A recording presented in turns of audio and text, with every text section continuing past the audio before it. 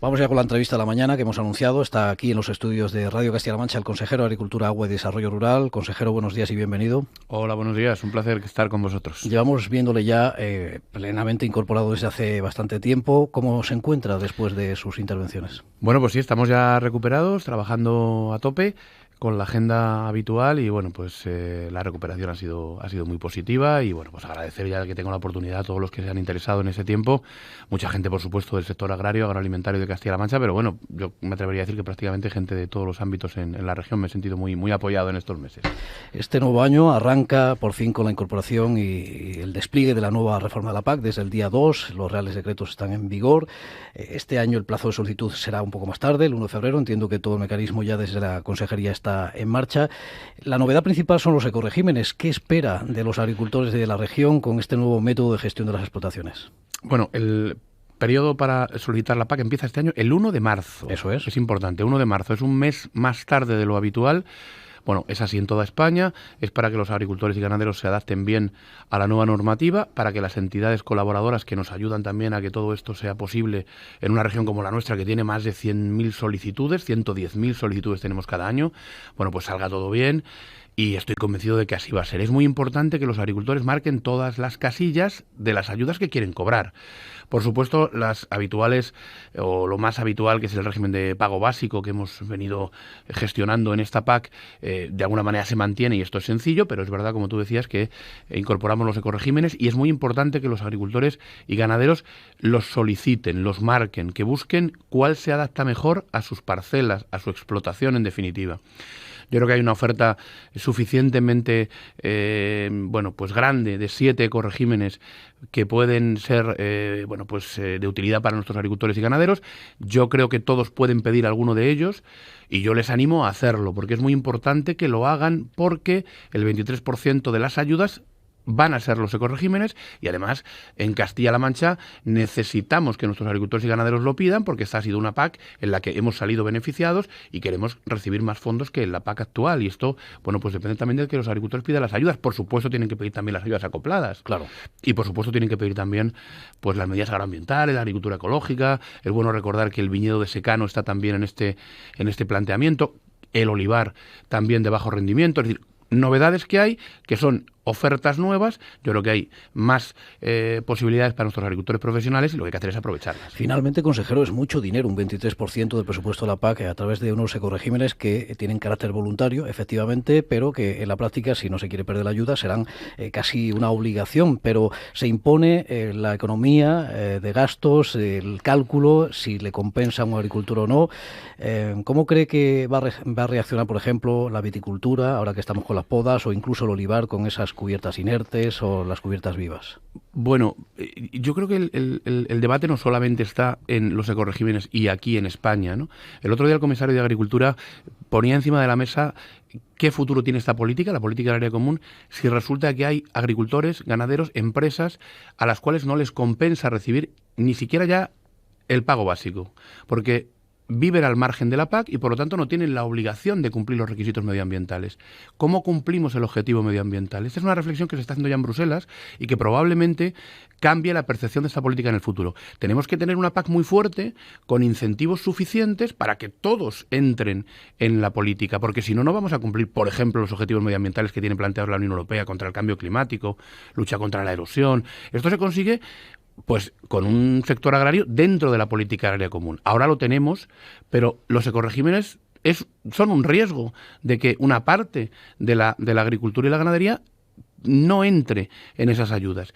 Yo creo que los 7 ecoregímenes que hay en este momento en España, más las flexibilizaciones que hemos aplicado en Castilla-La Mancha, los hacen suficientemente atractivos para todos.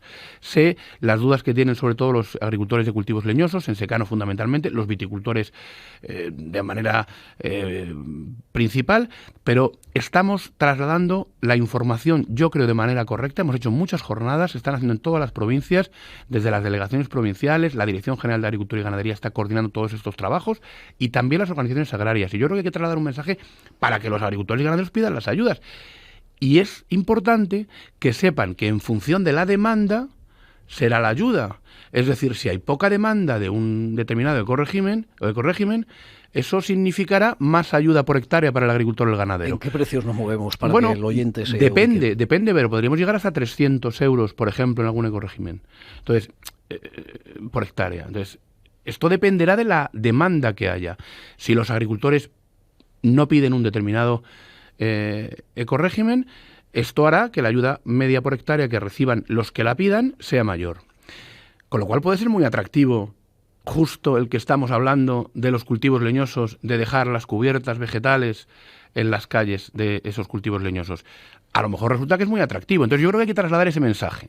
No vaya a ser que se traslade un mensaje de que es difícil de cumplir y luego, bueno, pues los que tengan la información sí no sería tanto una ayuda por muy la alta, ¿no? dificultad, por lo que nos trasladan los agricultores, no es tanto la dificultad, sino los gastos de triturar esos sarmientos, por ejemplo, de hacer la gestión de la propia explotación, las limitaciones en los mantenimientos también, el riesgo a enfermedades o el temor a enfermedades fitosanitarias. Sí, es evidente que la percepción puede ser esa también por la costumbre, ¿no?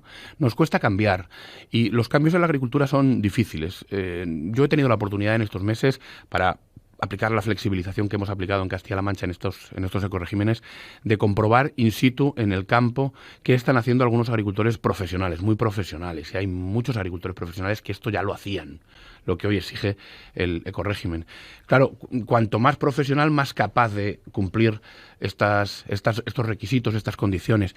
Pero yo creo que, en fin, es posible hacerlo con un planteamiento de explotación y si no podemos cumplir del que estamos hablando, a lo mejor podemos cumplir el que nos obliga a dejar un 5% de la parcela sin labrar, que puede ser los majanos de los límites de la explotación, aumentar un poquito la separación con la parcela de al lado. Bueno, yo creo que hay seguro capacidad de cumplir y yo desde luego animo a que se cumpla porque es que es mucho dinero. Es mucho dinero. Está la clave de esta PAC ahí. Y además nos están mirando con lupa. Es decir, yo creo que tenemos que cumplir porque para fortalecer la política, como decía anteriormente, necesitamos cumplir los objetivos ambientales. Ya en Sementera, consejero, hemos visto datos que nos hacen pensar que efectivamente de entrada ha habido mucho barbecho por este asunto de costes, de hasta dónde se puede comprometer un agricultor. Por ejemplo, en superficie de trigo habría caído a nivel nacional un 4,3%. El dato de cebada no estaba todavía en el avance del Ministerio. ¿Teme que en la región estemos también en una campaña de cereal, que por fin las lluvias llegaron a tiempo, al menos se ha levantado algo la siembra, con mucho barbecho y por tanto con muy poca producción? Bueno, es posible que caiga un poquito la producción, no lo veo significativo, sinceramente. No creo que afecte realmente al sector y si afecta es en positivo respecto a los precios que puede tener el producto final en salida a mercado, ¿no? Es verdad que venimos de unos años muy difíciles, con unos costes de producción muy altos, sobre todo lo que ha tenido que ver con el regadío, con los insumos, pues ha hecho que se encarezca la producción de una tonelada de cebada, evidentemente, pero también es verdad que los precios han ido subiendo. Yo preveo una cierta estabilización en los precios de los cereales, de las materias primas, por ejemplo, para la elaboración de los piensos, también, que para nosotros es muy importante. Esta es una garantía también para los ganaderos, pero no veo en el horizonte una disminución muy significativa de cereal en Castilla-La Mancha y prácticamente tampoco en nuestro país. También dependerá, lógicamente, de las precipitaciones, ¿no? Una novedad importantísima también en esta nueva PAC es el pago redistributivo. Usted, en las negociaciones previas, antes de la aprobación, insistió mucho en este mecanismo para fortalecer la estructura de pequeñas explotaciones, medianas. ¿Cómo va a ser finalmente? ¿Cómo se va a repartir este dinero? No sé si va a gestionar una bolsa como comunidad autónoma. ¿Cómo llegará? El pago redistributivo, la verdad es que todas las comunidades autónomas prácticamente, no solamente Castilla-La Mancha, queríamos que fuera un pago redistributivo para los profesionales, ¿no? Esto no ha podido ser como todos queríamos al inicio, porque la Comisión Europea no lo ha permitido, porque es una discriminación que se entiende no se puede hacer en este ámbito, pero bueno, va a permitir este pago redistributivo priorizar un determinado tipo de explotaciones, porque sí se han hecho segmentos de tamaños de explotaciones de alguna forma, ¿no? Entonces nosotros a nivel nacional, nos hemos planteado qué tipo de explotación queremos, ¿no? En cada una de las regiones en las que ha quedado, distribuido el mapa de la agricultura y la ganadería en España. Para nosotros el problema ha sido que se han quedado muchas regiones de convergencia, muchas regiones agronómicas, que va a haber diferencias entre los agricultores que están en un sitio y que están en otro aunque cultiven lo mismo. Y eso no es justo. Ha sido mi principal crítica en todo este tiempo, porque yo creo que era el momento ya de acabar con esta discriminación que ha perjudicado a Castilla-La Mancha, también a otras comunidades autónomas, pero particularmente a la nuestra, y bueno, pues que debería permitirnos eliminar los derechos históricos. Más que la cuestión del pago redistributivo, que yo creo que nos va a ayudar dentro de cada una de esas 20 regiones, la principal complicación de esta PAC es que vuelve a mantener regiones, muchas regiones, genera diferencias todavía, y vamos a tener que seguir gestionando los derechos, que es un auténtico problema de gestión administrativa. No solo en Castilla-La Mancha, en todos los sitios. La transferencia de los derechos, incluso la vinculación de los derechos, pues, yo qué sé, de padres a hijos, compraventas, arrendamientos, bueno, todo esto hace la PAC muy complicada. La hacemos muy complicada de manera innecesaria porque somos el único país de la Unión Europea que va a mantener ese sistema de derechos que han eliminado el resto y que les permite, bueno, pues funcionar con más celeridad. Por cierto, el otro día el portavoz del Copa Cogeca español, Pedro Gallardo, nos decía que por sorpresa ha conocido que Italia finalmente no tendrá capping. ¿Cómo puede ser que la Unión Europea haya autorizado en su plan estratégico que no haya capping cuando era otra de las medidas de justicia social para redistribuir las ayudas? Pues no sé de qué manera lo han hecho, no conozco el caso italiano en detalle, pero es evidente que en esta ocasión había que incluir un techo por explotación, fuera cual fuera, ¿no? Lo que denominamos capping en inglés, pero bueno, que es un techo por explotación, una ayuda máxima por explotación. Yo creo que en España se ha hecho bien, estableciendo un techo razonable, lo hemos pactado entre todos, me parece que nos va a permitir funcionar mejor. Siempre que se hace la ley se hace la trampa y evidentemente, bueno, pues esto va a dar lugar a modificaciones en las propiedades, los títulos de propiedad de las explotaciones y incluso los derechos de la PAC, pero desde luego vamos orientando la política a un determinado sector. Para mí era muy importante, más que la parte de arriba, la parte de abajo, porque la de abajo sí que era significativa. Nosotros hemos tenido en esta PAC, en este periodo que finaliza ahora, una media de algo más de 100.000 perceptores en Castilla-La Mancha, sobre unos 600 y poco a nivel nacional, muy poco ya. Se han perdido muchos agricultores en este periodo. Y pocos son de los de sofá, que denominábamos de sofá. Muchos son los pequeños, los de menos de 300, los que tenían derecho a recibir menos de 300 euros de ayuda por explotación.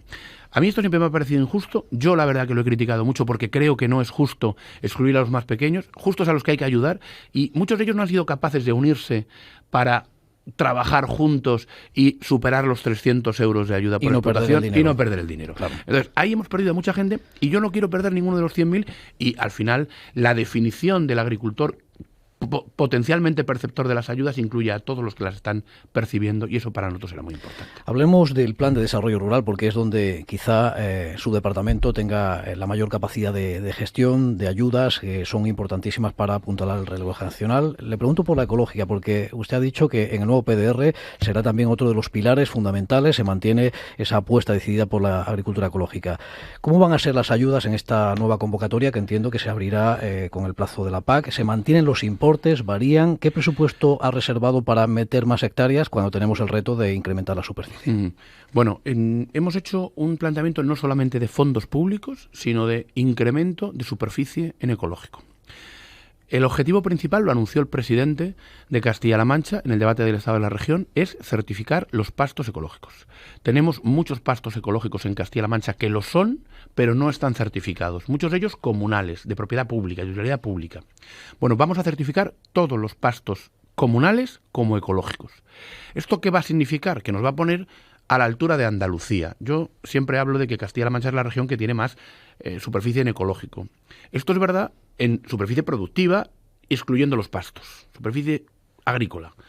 Pero con los pastos, Andalucía es una potencia mucho mayor que Castilla-La Mancha porque ha certificado los pastos ecológicos. Esto tiene una ventaja respecto a los agricultores, pero sobre todo respecto a los ganaderos, que van a poder dar un valor a un producto que ahora mismo no se certifica como ecológico porque no hay manera de que la alimentación pueda ser considerada como ecológica. Aquí se va a hacer.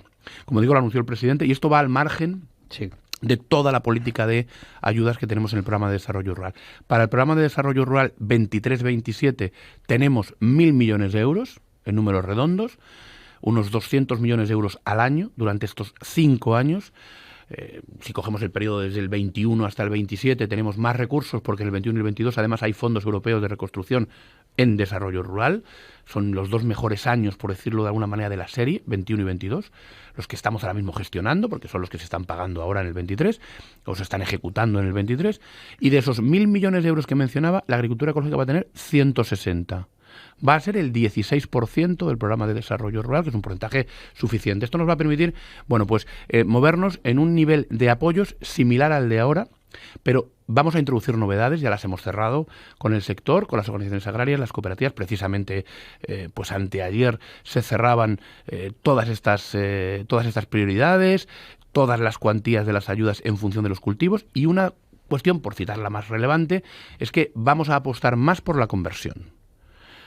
Yo siempre he tenido esa posición y esa opinión, y ahora tenemos la oportunidad de hacerlo de manera decidida, porque a mí me interesa que haya más gente en el sector ecológico.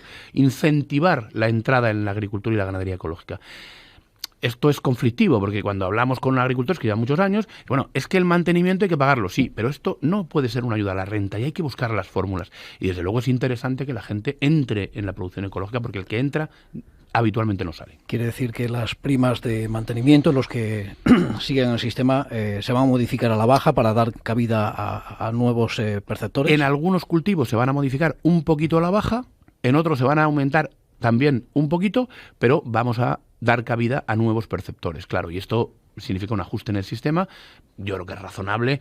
La agricultura ecológica en Castilla-La Mancha es muy potente, queremos que siga siéndolo, y para eso necesitamos gente nueva, porque además estamos viendo que cada vez más los agricultores son capaces de aumentar la rentabilidad de sus explotaciones con el ecológico. Estamos viendo cómo se está comercializando, por ejemplo, la almendra en ecológico, el pistacho en ecológico, el viñedo el vino en ecológico, el aceite en ecológico. Estamos viendo los diferenciales con la producción convencional y cada vez se ve más la rentabilidad en el mercado. Es decir, hay una realidad de agricultura que está siendo capaz de generar mejor renta simplemente con la venta del producto en ecológico. Es verdad que hay otros cultivos que quizá no, todavía estamos en los cereales con mucha dificultad, el tema ganadero. Bueno, yo creo que hay que trabajar en esos ámbitos. ¿Alguna otra novedad destacada de este acuerdo o al menos la propuesta de la consejería? Bueno, en el olivar se aumenta un poquito la ayuda también por hectárea, por citar otro cultivo, pero bueno, lo más significativo es el mayor apoyo a la conversión al ecológico. Y pues damos lógicamente prioridad a las titularidades compartidas, las mujeres, los jóvenes. Bueno, es un poco la política de la consejería desde hace ya tiempo. La ayuda al viñedo secano que mencionabas usted al principio, ¿cómo va a ser? ¿De qué cuantías estamos hablando? ¿Para qué tipo de viñedos? ¿Con qué edad? ¿Y cuántas hectáreas? Bueno, pues tenemos el objetivo de alcanzar alrededor de 50.000 hectáreas. Son compromisos para 5 años, es una medida agroambiental clásica. Todos los agricultores que nos estén escuchando saben de qué se trata. Uno asume un compromiso y lo tiene que mantener durante 5 años y recibe una ayuda durante ese periodo, durante esos 5 años. Para poder acogerse a la ayuda hay que tener viñedo con más de 50 años. Tienen que ser cepas de más de 50 años, de cualquier variedad. Aquí secano. Secano, porque entendemos que es secano. Es decir, es viña de más de 50 años ahora mismo en Castilla-La Mancha no tenemos en pie de regadío en realidad, ¿no? Dudábamos si solamente limitarlo al Airén y al Cencibel, tempranillo, pero hemos optado por incluir todas las variedades porque hay zonas de la comunidad autónoma en las que, por ejemplo, nos podemos encontrar una bobal de más de 50 años. Estoy hablando de la Manchuela, por ejemplo, claro. Méntrida con la garnacha, sí. También Almansa. Bueno, no limitarlo desde el punto de vista varietal, pero sí desde el punto de vista de la edad del viñedo, porque es un viñedo que queremos mantener, ¿no? Que queremos preservar y queremos hacerlo rentable. La ayuda va a ser de 100 euros por hectárea, es una ayuda, significativa al final para una explotación profesional. Aquí tenemos siempre la dualidad de los titulares de las explotaciones. Los que son profesionales, lógicamente, se acogen a todo, están pendientes, y en el viñedo seguimos teniendo un viñedo que todavía no es profesional, sigue siendo un cultivo social, como nos pasa en el olivar. En el olivar nos pasa todavía mucho más. Tenemos más de 80.000 perceptores o 80.000 propietarios de olivar y de viñedo también, y esto hace que haya una parte importante de esos perceptores o de esos agricultores que no sea profesional y habitualmente no pida estas ayudas. Yo hago un llamamiento de verdad a todos los que tengan viña de más de 50 años a que pidan la ayuda, porque es una de esas ayudas que yo creo que esta vez hemos hecho bien, de tal forma que va a ser interesante, porque el requisito es tener una viña de más de 50 años. y mantenerla en pie durante 5 años. Y esto pues casi es una ayuda directa, sin tener nada que hacer, y yo creo que es interesante para todos. Consejero, en la situación en la que estamos ahora mismo, casi a punto de cumplir un año de la guerra, situación económica que ha convulsionado toda la economía mundial, los mercados, hay un sector muy vulnerable y lo hemos visto ya con las inyecciones de ayudas directas que se dieron desde la Consejería de Agricultura y a nivel estatal también. De hecho, tiene un compromiso de asignar otros 22 millones de euros de partidas del PDR que tiene ahí, que puede derivar según lo autorizado por la Unión Europea, pero no es el momento de diseñar un plan de rescate porque hay otro elemento también grave que al menos denominaciones como el queso manchego están lanzando el SOS desde hace tiempo. Es la falta de relevo, el cierre de explotaciones, la situación económica tan grave. Bueno, vamos a ver, nosotros ayudas por la situación de crisis que venimos arrastrando desde el año 2000, la pandemia, Filomena, la guerra de Ucrania, el encarecimiento de los combustibles, los medios de producción.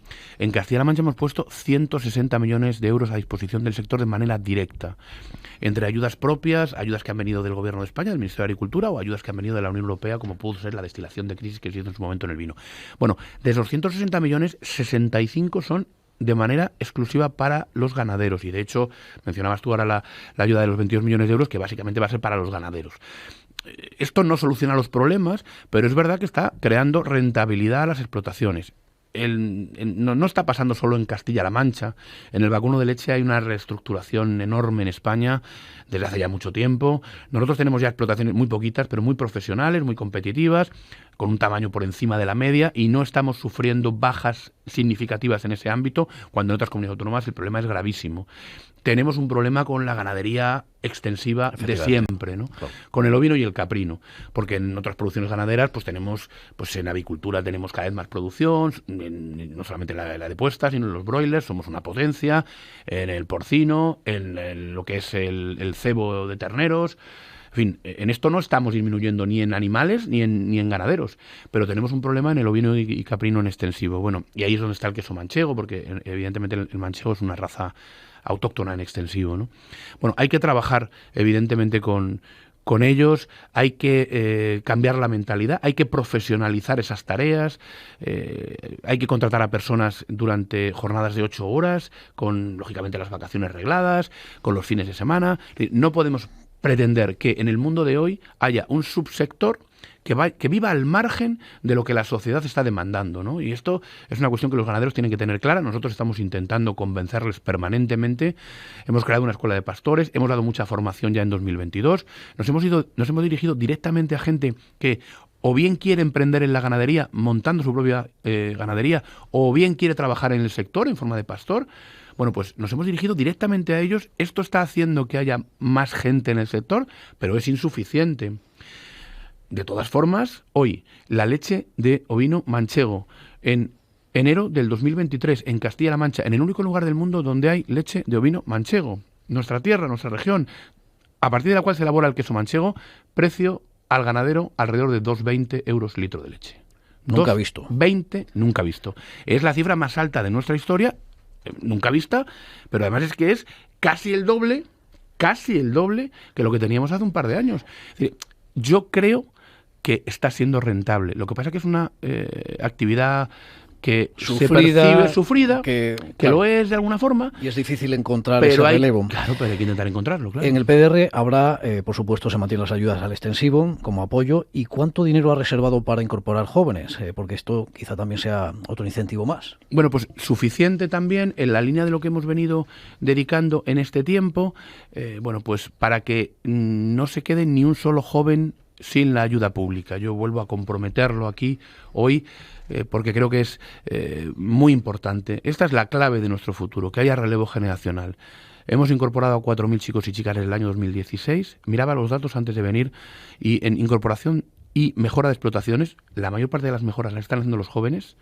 Evidentemente las hacen profesionales siempre, pero una parte muy importante son jóvenes. Hemos puesto a disposición de los jóvenes y de los profesionales unos 360 millones de euros desde el año 2016.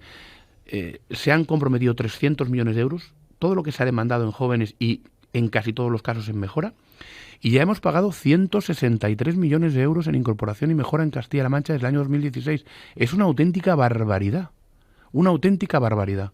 Esto es una realidad de esta tierra donde decidimos apostar por esta cuestión y fue la primera decisión que yo tomé como consejero. Yo me encontré con un PDR en el que no había dinero suficiente para los jóvenes, un riesgo enorme para que se cubriera la demanda y sobre todo para que hubiera interés, es decir, demanda de chicos y chicas. La hemos cubierto con creces, o hemos cubierto con creces los objetivos, y yo quiero que siga siendo así en el futuro con este programa de desarrollo rural, que vamos a dedicar una cuantía similar. Vamos a ver cómo movemos luego el dinero entre jóvenes y mejora, porque son dos líneas que se pueden entrelazar, pero desde luego no va a haber ni un solo joven en Castilla-La Mancha que se quede sin ayudas públicas. El tema es si hay jóvenes dispuestos a incorporarse. ¿Ve margen de incorporar quizá un ritmo similar o una cuantía similar en estos 4 años de nueva PAC? Lo digo porque un informe, por ejemplo, de una organización agraria dice que a nivel nacional tenemos un roto importante porque la edad media de los titulares es muy alta y en pocos años se jubilarán muchos o dejarán de tener actividad. 200.000 jóvenes habría que incorporar en los próximos 10 años. Bueno, es una cifra de España, claro. Sí, claro. Nosotros jugamos en nuestra liga aquí y 4.000 es una cifra muy buena, la más alta de nuestra historia en esos, hasta el 22, 6 años. ¿Y cree que hay otros 4.000 para incorporarse? Sí. Yo pienso que sí. En la última convocatoria se han incorporado alrededor de 1.400, no conozco la cifra, no me sé ahora mismo la cifra exacta, pero alrededor de 1.400 chicos y chicas, y yo estoy convencido que sí, porque además seguimos teniendo una agricultura muy competitiva en la comarca de La Mancha, muy competitiva, muy acostumbrada a hacer, casi milagros con una gota de agua, que además se asienta en núcleos poblacionales en los que vive la gente joven, en donde está aumentando la población. Eso sigue siendo una realidad en nuestra tierra. Y luego tenemos nichos de mercado agrario distintos, nuevos, como puede ser en Guadalajara, personas que desde la ciudad se desplazan a los pueblos y ponen negocios distintos para hacer un queso especial, para hacer una producción muy pequeña de un vino determinado, para poner una granja de grillos, una granja de caracoles, no lo sé, cosas que no conocíamos, que eran ajenas a nuestra realidad y que forman parte de nuestro sector y que también suponen un atractivo para la gente joven en este momento. Consejero, hemos hablado de la ganadería. Qué mala suerte con la viruela ovina y caprina, porque me consta que la Consejería estaba valorando levantar las restricciones para el día 30-31. Al final se ha torcido todo con 2 nuevos focos que ha confirmado esta semana el Ministerio de Agricultura. ¿Qué se ha hecho mal o qué ha pasado? Bueno, estas son cosas complicadas, ¿no? Encontrar exactamente de dónde viene el problema es difícil. El foco entra en España a través de Granada, el primer foco, y luego llegan a Cuenca. En Granada y en Cuenca están los problemas. Son 2 provincias separadas, pero evidentemente había relaciones comerciales entre las empresas, ¿no? Es inevitable, ¿no? No es culpa de nadie, por decirlo de alguna manera. Yo no quiero, digamos que la responsabilidad recaiga sobre ninguna explotación ganadera, porque no es así. Nos supone un gravísimo problema para nuestro sector y lo que hay que hacer es extremar la precaución. Acabamos de tener, como decías, dos focos en Tébar y la Alberca de Záncara, en Cuenca. Ya habíamos tenido en esos mismos municipios. Hemos tenido que sacrificar toda la cabaña de esa explotación de la Alberca de Záncara. 30.000, ahora otros 5.000 y sí, ahora en estas dos son 3.500 aproximadamente de las dos. Ya hemos hecho el sacrificio de la Alberca de Záncara. Vamos a hacer el de Tébar. En fin, estamos trabajando como corresponde, con muchísima prudencia, en colaboración lógicamente con el Ministerio. Este es un tema sensible, muy importante que los oyentes sepan que no es una zoonosis, sí. Es decir, no se transmite a los seres humanos, es solamente un problema de sanidad animal y en ese contexto nos tenemos que mover. Tenemos que erradicarlo y por eso hay que ser muy estrictos. La normativa es clara, sí, y estamos aplicándola.